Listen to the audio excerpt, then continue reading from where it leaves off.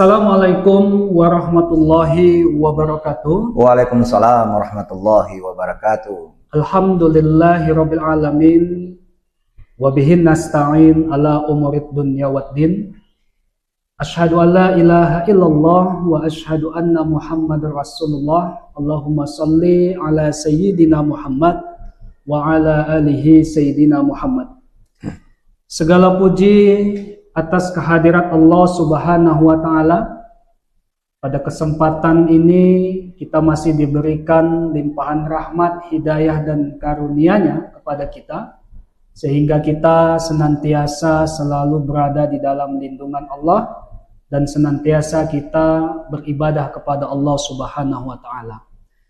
Salawat dan salam mari senantiasa kita perbanyak kepada junjungan kita Nabiullah Muhammad sallallahu alaihi wasallam. Mudah-mudahan dengan kita memperbanyak salawat kepada Rasulullah, kita termasuk nanti umat yang insya Allah akan diberikan syafaat di yaumul qiyamah. Amin. Amin. Amin rabbal alamin. Para pemirsa, sahabat Duita yang religius yang dimuliakan Allah Subhanahu wa Ta'ala. Alhamdulillah kita kembali lagi dalam program Kantin Syariah, kajian rutin syariah yang dilaksanakan oleh Yayasan Perguruan Dwi Tunggal Tanjung Merawa. Pada episode kali ini kita akan membahas tema yaitu nikmat syukur sebagai investasi akhirat. Kita tahu bahwa begitu banyak nikmat yang Allah berikan kepada kita, baik itu kesehatan, kesempatan, terutama nikmat iman dan Islam. Nah, maka di dalam Al-Quran juga disebutkan bahwa banyak sekali Allah menyampaikan tentang begitu banyaknya nikmat yang Allah berikan, sehingga kita juga tak mampu untuk menghitungnya. Nah, pada kesempatan kali ini kita akan membahas bersama narasumber kita, yaitu Al-Ustadz Muhammad Sofyan ST. Beliau merupakan guru dari SMK Perguruan Dwi Tunggal 2 Tanjung Merawa. Assalamualaikum Ustaz. Waalaikumsalam warahmatullahi wabarakatuh. Sehat Ustaz? Alhamdulillah sehat. Masih mengajar di apa ya? Insya Allah. Gimana perkembangan siswa di SMK Dwi Tunggal 2 ini? Alhamdulillah untuk tahun ini luar biasa. Luar biasa ya. Luar biasa. Ibadah ya terutama Ibadahnya. ya, terutama ibadahnya. Baik para pemirsa yang dirahmati Allah, kita langsung saja mengupas ya, membahas, mendiskusikan tentang tema kita pada kesempatan kali ini. Ustaz, kita langsung saja mungkin ya. Tema kita kali ini adalah tentang nikmat syukur sebagai investasi akhirat kita. Ini maknanya begitu dalam nih Pak Ustaz, ya kan? Kalau ada orang yang dia diberikan harta kekayaan yang begitu melimpah ruah, namun kadang-kadang dia tidak tahu cara mensyukurinya itu bagaimana, kan gitu kan? Iya. Ada juga orang yang dia kita katakanlah ekonominya kurang baik, tapi dia mampu bersyukur, ya kan? Kehidupan keluarganya berbahagia, ya kan? Nah, ini bagaimana dalam pandangan Islam melihat orang-orang yang senantiasa bersyukur? Ada juga orang-orang yang dia diberikan nikmat tapi tak pandai bersyukur. Nah, ini bagaimana pandangan Islam, Ustaz? Silakan, Ustaz. Assalamualaikum warahmatullahi wabarakatuh. Waalaikumsalam. Baiklah Ustaz. Jadi makna bersyukur kepada Allah Subhanahu wa Ta'ala, Allah telah berfirman di dalam Al-Quran, la in sakartum la azidannakum wa la in kafartum inna azabi lasyadid. Kata Allah, kalau engkau bersyukur kepadaku, kata Allah, Allah akan tambah. Iya. Dan sebaliknya ketika engkau kufur kepada segala nikmat yang kuberikan, maka tunggulah azabku sangat pedih, kata Allah. Jadi nikmat syukur ini sebenarnya Ustaz sungguh banyak. Sungguh banyak. Makanya di dalam Quran di surah Ar-Rahman sampai 31 kali Allah mengulang dengan kalimat yang sama. Nikmat tadi ini. Allah mengatakan fabi'ai ala rabbikuma tukadziban. Hai manusia, nikmat apa lagi kau dustakan kepadaku setelah semua sudah kuberikan kepadamu. Iya ya. Kalau kita bercerita tentang nikmat Ustaz, sangat luar biasa. Coba kita secara pribadi kita ya. Iya. Ketika kita mulai dari bangun subuh tadi sampai kita tidur kembali, berapa banyak nikmat yang Allah berikan. Terhitung. Tak terhitung ini. Tak terhitung tuh. Iya kan? Allah berikan nikmat kita bisa bangun, ya kan, melihat dunia yang sangat luar biasa ini. Kemudian Allah memberikan napas kepada kita, Allah memberikan segala, pokoknya nikmat itu sangat luar biasa. Inilah syukur. Jadi cara kita bersyukur kepada Allah itu bagaimana? Allah katakan tadi, ketika engkau kuberikan nikmat, kau bersyukur, aku akan tambah. Jadi Ustadz, kalau sudah ada kalimat bersyukur, kemudian dijawab dengan kalimat bahwa apabila engkau tidak bersyukur, maka tunggulah azabku sangat pedih, berarti kan wajib. Karena ada kalimatnya ditambah, la in sakartum la azidannakum wa la in kafartum inna adzabi lasyadid. Kalau engkau bersyukur padaku, aku tambah, kata Allah. Dan sebaliknya, kalau engkau tidak bersyukur padaku, maka tunggulah azabku sangat pedih. Ini kan artinya wajib kita bersyukur. Jadi memang syukur di dalam Al-Quran itu sangat luar biasa, banyak Ustaz. Contoh misalnya, kita bersyukur ketika kita diberikan harta. Itu kan memang wajib. Iya kan? Itu wajib itu. Kenapa? Karena ketika harta yang diberikan kepada kita sebagai manusia, bagaimana kita bersyukurnya? Karena definisi syukur itu Ustadz adalah bagaimana ketika Allah berikan nikmat, Allah berikan nikmat kepada manusia, tapi harus sesuai dengan jalannya Allah, keinginan Allah. Itu dia. Terkadang kita ini gini, Pak Ustadz, kita berdoa, ya kan, sama Allah. Kita inginnya A, tetapi yang dikabulkan B. Kan ini salah satu memang itulah yang Allah berikan. Allah, itu yang terbaik kan gitu. Iya, betul. Ini bagaimana ketika bagaimana cara kita untuk menyikapi yang kita minta kepada Allah berbeda yang Allah kasih sama kita. Ini bagaimana ini? Tahu dia. Makanya Allah mengatakan la yukallifullahu nafsan illa usaha. Allah itu tidak akan memberikan suatu ujian yang tidak sanggup oleh manusia itu sendiri. Jadi ketika kita misalnya minta A diberikan oleh Allah Subhanahu wa taala B, kita lihat hikmah di balik itu. Apakah kita sanggup ketika diberikan oleh Allah A tadi? Yang A tadi. Allah tahu dia. Makanya ketika Allah memberikan kita, karena kan kita selalu suudzon kepada Allah Subhanahu wa taala. Ya kan? Itu yang sering.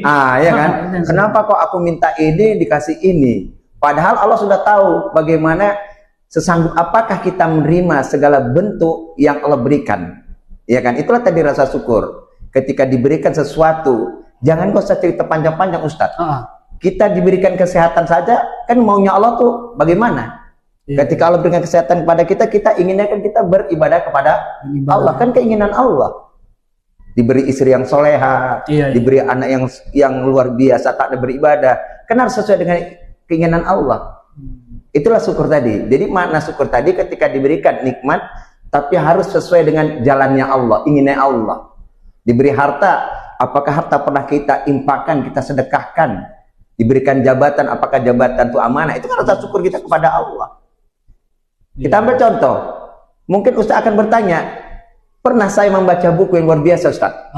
Buku itu berjudulnya Berbahagialah Orang-orang yang Diberikan Sakit. Ini luar biasa bukunya ini. Malah sakit berbahagia. Artinya apa? Allah ingin menguji hamba Allah ketika dia diberi sakit, itu kan rasa syukur. Kenapa? Syukur dia menambahkan peningkatan amal ibadah kepada Allah. Itu maknanya. Bukan sakit itu ujian, tapi sebaliknya. Dia tahu bahwasannya sakit itu kan salah satu penggugur dosa. Iya, betul. Dosa-dosa kecil tentunya. Kalau dosa besar kan harus dengan taubat ya. Iya, betul. Mungkin itu salah satu ketika seseorang dia menanggapi sakit yang dia derita, ya kan? Dia sudah pasti dia tahu bahwa ini untuk menggugurkan dosa. Betul. Nah, itu kan salah satu dia memang dia syukuri. Ya kan? Dia mensyukuri bahwa ya Allah, jangankan sehat, sakit pun aku ingat Engkau. Yang bahayanya ya kan? Yang bahayanya itu kita hidup tak ingat Allah, giliran sakit dicabut nikmat sehat, ingat. Ya, itulah tadi. Ya kan? Iya, betul. Nah, inilah salah satu orang kalau udah sehat, dia tidak mensyukuri apa yang sudah Allah berikan. Itu tadi. Dia tinggalkan ibadahnya, ya kan? Iya, betul. Lebih banyak dia tak kemana-mana. Tiba sakit, beringat kepada Allah SWT. Allah sakit kali. Itulah. Ya kan gitu ya? Betul. Makanya ketika Allah berikan sakit kan kadang orang berpikiran seujung pada Allah, ya Allah kenapa kau berikan sakit? Padahal sakit itu merupakan ujian yang diberikan Allah untuk dia bersyukur kepada Allah. Bukan hanya sekedar musibah yang Allah berikan. Maknanya kan ketika orang diberikan sakit kan selalu mengatakan ini musibah.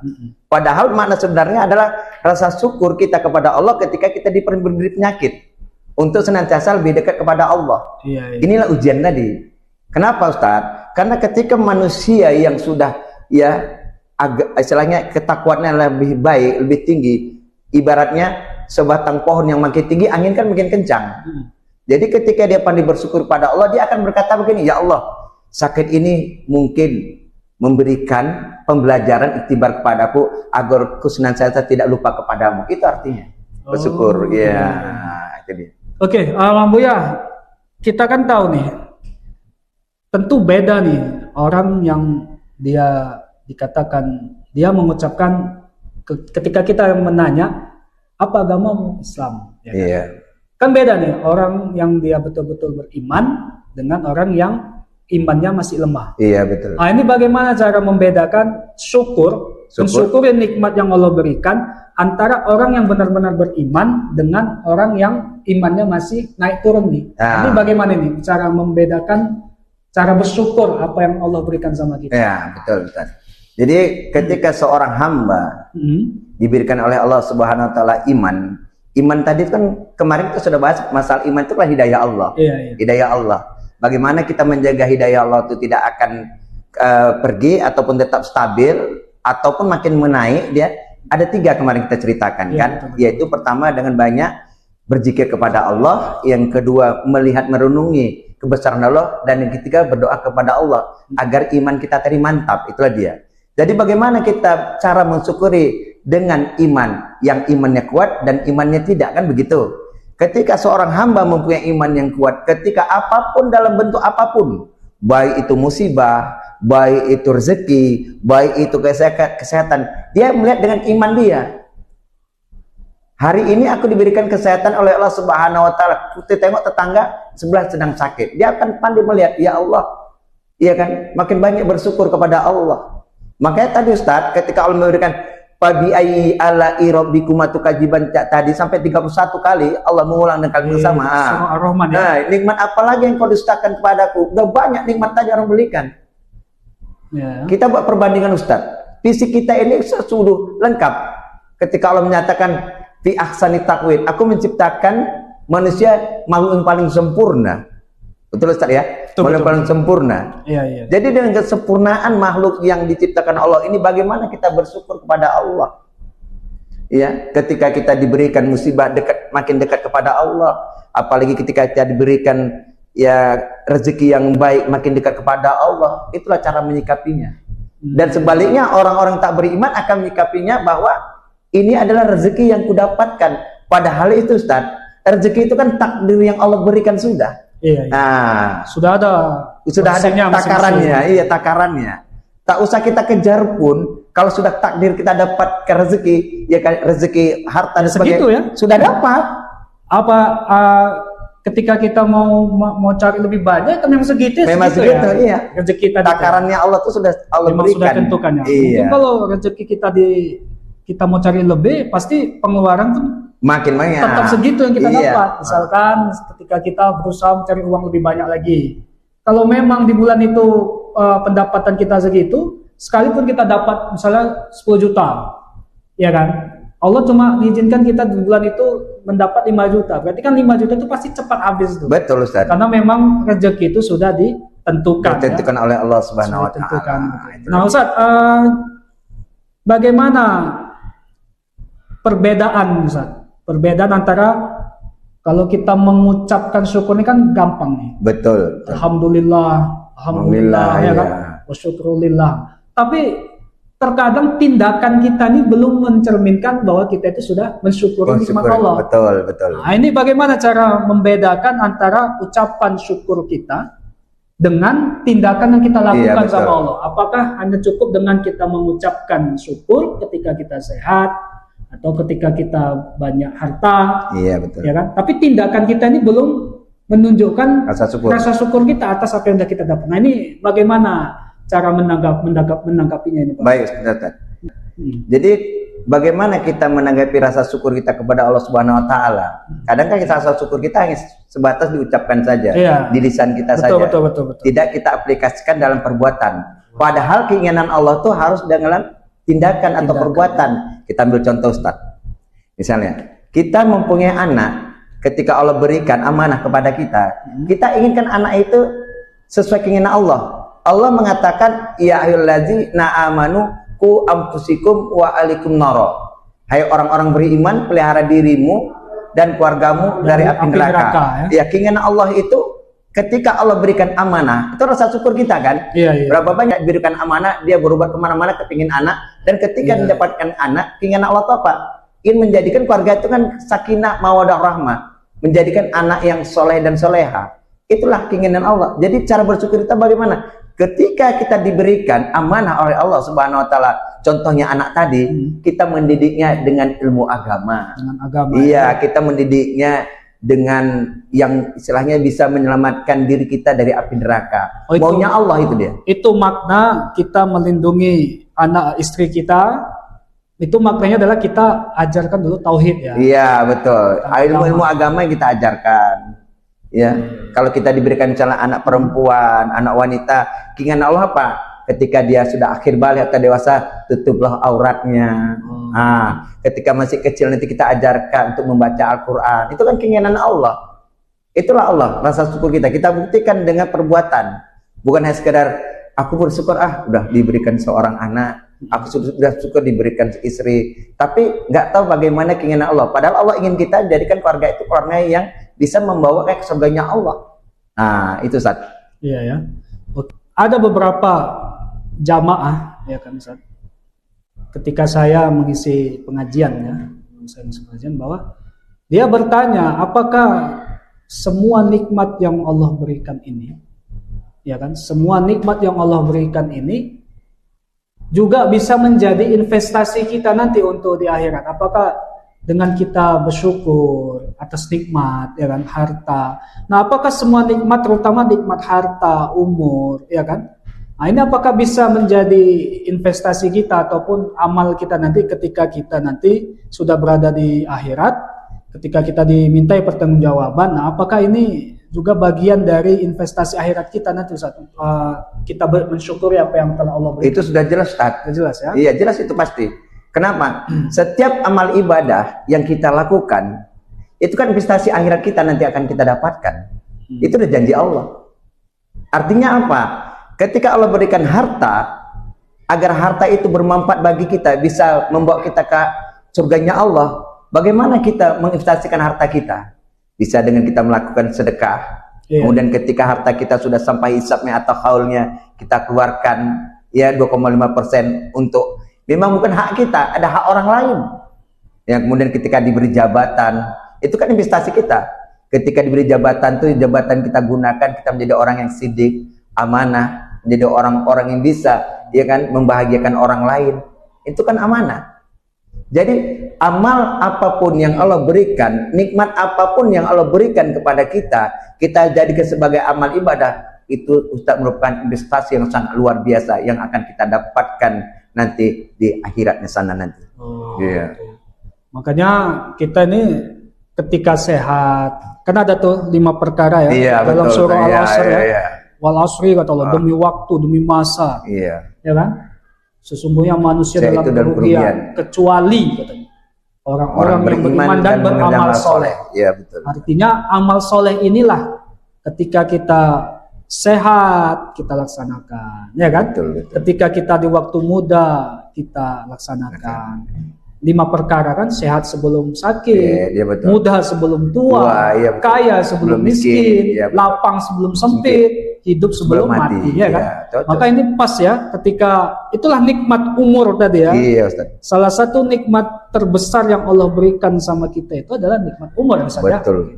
Nah, Ustaz, ketika ada seseorang yang dia tidak konsisten, ya, seperti yang kita bicarakan di awal tadi.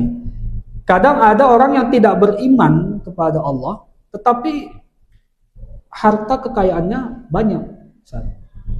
banyak, bisa dia kaya, ya kan? Kaya dia.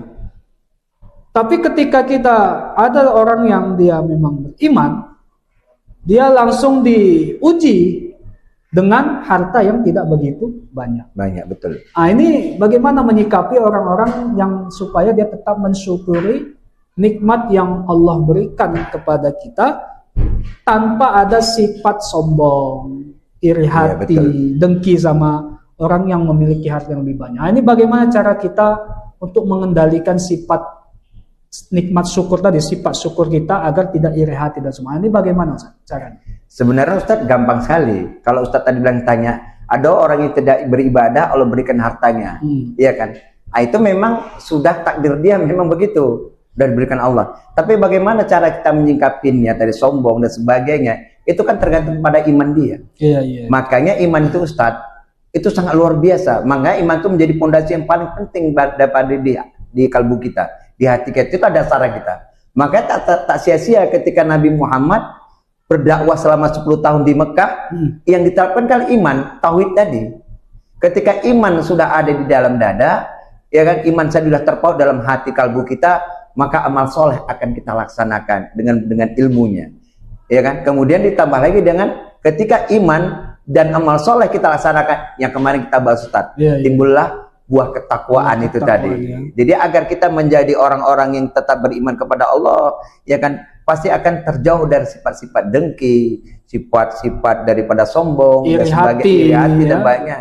Karena iman tadi, ya makanya iman itu Ustaz haruslah kita jaga. Jaganya tadi bagaimana? Kita dengan melihat kebesaran Allah, berjikir dan berdoa kepada Allah Subhanahu Wa Taala.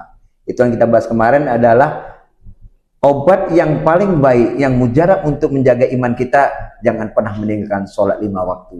Dalam sholat 5 waktu itu ada doa yang kita doakan, ya kan? Ihdinas siratal mustaqim, tunjukin aku ke jalan lurus. Artinya apa? Ya Allah, beri hidayah kepada aku agar aku tetap melaksanakan di jalan yang lurus. Nah, itulah maksudnya. Oke. Ustaz, kita tahu bahwa ya, kita kembali ke investasi akhirat tadi. Ada hadis, ya kan? Ada hadis dari Abu Hurairah mengatakan bahwa jika meninggal atau mati anak Adam, maka terputus segala amal ibadah.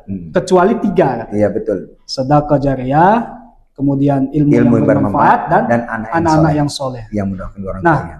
Apakah ini juga termasuk yang 3 ini investasi kita untuk di akhirat nanti? Betul Ustaz. Ya, berarti ketika kata Damadis tadi, ijamata benu Adam in kata mahlu illa min salasa. Yang pertama kalilah sedekah jariyah, au ilmu yang ta'fubih, ya. Ya, kemudian anak yang soleh dan soleh mendoakan kedua orang tuanya. Artinya apa? Itu cuma investasi juga Ustaz. Kalau investasi itu akhirat itu udah jelas.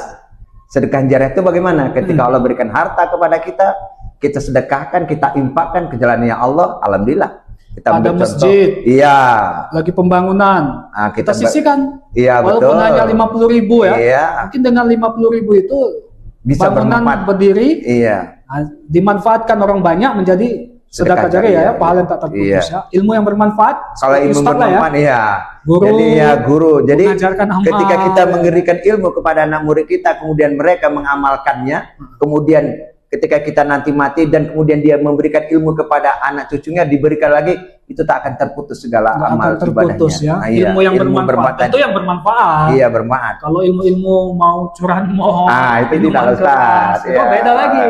Ya kan? Iya, betul. Anak-anak generasi muda janganlah sekali-sekali ya minuman keras, curahan mor, atau apalagi geng motor ya. Sudah perbaiki aja diri. Jadi anak yang soleh aja. Jadi anak yang soleh. Insya Allah nanti Allah berikan yang terbaik lah ya, ketika dia nanti membutuhkan pekerjaan atau apa ya Ustaz ya. Kemudian yang terakhir tadi yang ketiga, doa anak yang soleh soleha. Nah, bagaimana Ustaz kalau dia belum punya anak Ustaz? Nah, ini kan gimana ini? Sementara doa yang pahala yang tak terputus adalah doa-doa anak yang soleh. Nah, ini maksudnya gimana? Kalau ada keluarga yang sampai saat ini belum ada anaknya, ini bagaimana? Gini Ustaz, ada juga orang yang mengatakan bahwa doa anak yang soleh dan soleh itu anak yang lahir dari seorang ibu. Kan begitu. Anak kandung. Padahal di hadis tadi tidak Ustaz. Ya. Jadi ketika dia punya anak angkat pun atau anak didik yang lain, ketika contoh seperti ya saya ini, ketika kita mengajar, kan kita kan memberikan ilmu kepada anak-anak kita, iya kan? Kemudian dia mendoakan kita, itu anak yang soleh-soleha juga akan sampai. Kenapa? Karena dalam hadis itu tidak dikatakan bahwa anak yang soleh itu adalah anak yang dilahirkan dari seorang rahim ibu, bukan. Ustadz ambil anak angkat ataupun anak didik, ketika apa yang Ustadz ajarkan kemudian dia mendoakan, ya Allah, jadikanlah guruku ini menjadi ya guru yang baik, kemudian Ustadz meninggalkan dunia ini, kemudian dia mendoakan, ya Allah, jadikan alam kubur. Itu termasuk? Iya, termasuk anak yang soleh-soleha. Jadi nggak mesti anak kandung saja. Nggak mesti anak kandung ya. Banyak kan, kita punya anak angkat oke, punya anak didik oke, iya kan? Ya, jadi ibu, bapak-bapak, ya kan, yang belum punya anak, jangan khawatir dengan hadis ini. Kita punya anak angkat, atau kita sebagai seorang guru yang belum memiliki keturunan, doa anak-anak soleh itu bukan berarti anak kandung saya. Betul. Bisa anak angkat, anak pungut, anak siswa-siswi kita yang soleh dan soleha akan sampai. Oke. Ustadz, karena memang waktu kita singkat, ya kan? Soal nanti kita akan lanjut di lain waktu. Insya Allah. Nah, sebagai closing statement Ustaz, sebagai penutup, apa investasi akhirat yang terbaik yang bisa kita mulai dari sekarang Ustaz? Kira-kira apa yang harus kita lakukan? Kalau kita closingkan dari kesimpulan ini, bahwa yang pertama adalah ketika kita ingin menginvestasikan untuk akhirat kita, ketika Allah berikan ya umur dan kesehatan kepada kita, banyak-banyaklah kita mengerjakan amal soleh kepada Allah. Itu yang pertama. Yang kedua adalah ketika Allah berikan nikmat harta kepada kita, ya pergunakan harta itu untuk membahagiakan orang lain. Dengan cara bagaimana? Bersedekah, infak dan sebagainya. Digunakan di jalan Allah. Ya, betul. Dan yang ketiga, yang paling penting adalah ketika Allah berikan jabatan kepada kita sebagai pemimpin, kemudian kita bisa ya memberikan kebaikan kepada rakyat kita, kepada ya artinya masyarakat kita, maka investasi itu yang paling luar biasa, yang bisa mengantarkan kita ke surganya Allah Subhanahu wa taala. Amanah ya, pemimpin yang amanah. Iya, jujur, sidik dan sebagainya. Oke. Baik Ustadz, terima kasih atas penjelasannya pada kesempatan hari ini dengan tema nikmat syukur sebagai investasi akhirat. Yang mudah-mudahan apa yang kita diskusikan pada hari ini bermanfaat untuk seluruh umat ya, yang khususnya di Tanjung Merawa ya, dan dimanapun para pemirsa berada. Terima kasih Ustaz. Kita insya Allah nanti ketemu lagi di lain waktu dan kesempatan di dalam gelombang yang sama Ustaz. Assalamualaikum warahmatullahi wabarakatuh. Waalaikumsalam warahmatullahi wabarakatuh. Baik para pemirsa sahabat Wita yang dimuliakan Allah, alhamdulillah demikianlah penjelasan singkat dari narasumber kita pada tema kali ini. Mudah-mudahan dapat bermanfaat kepada kita semuanya, dan insya Allah kita menjadi orang-orang yang senantiasa mensyukuri nikmat yang Allah berikan sebagai salah satu investasi kita untuk kembali kepada Allah. Saya Rudi Setiawan undur diri dari hadapan Anda. Kita akan kembali lagi dalam episode selanjutnya dengan tema yang berbeda dan narasumber yang berbeda, dan tentunya dalam program Kantin Syariah, kajian rutin syariah Yayasan Perguruan Dwi Tunggal Tanjung Merawa. Terima kasih. Saya akhiri. Assalamualaikum warahmatullahi wabarakatuh. Waalaikumsalam warahmatullahi wabarakatuh.